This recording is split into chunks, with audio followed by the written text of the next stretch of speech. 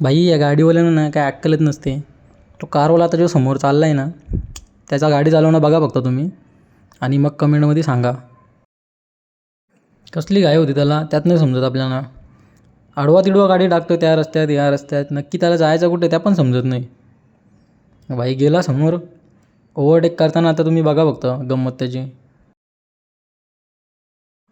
आत्तापर्यंत तरी ठीक होता, पण जो आता ओव्हरटेक मारील ना,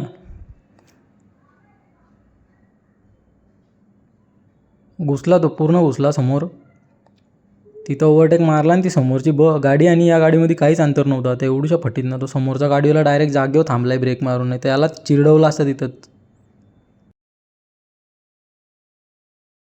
आता बघा यो यो एक आवली माणूस, यो सरकारच्या बसला स्वतःची बस समजून चालवतो.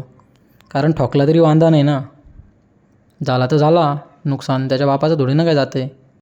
आता याचा गाडी चालवणं बघा कसं चालवतो त्या.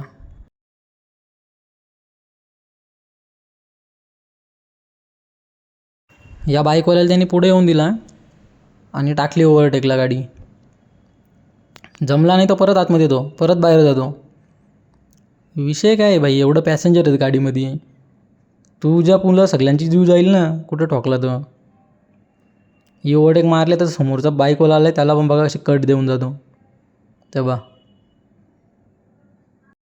या अशा ड्रायव्हिंग करणाऱ्या लोकांना ना, एक तर ड्रायव्हर म्हणून ठेवत नाही, एक तर असं गाडी चालवतील तर यांच्यावर कडक कारवाई झाली पाहिजे कोण बघेल त्यांनी. पण सगळी डोलं मिटकून जातात.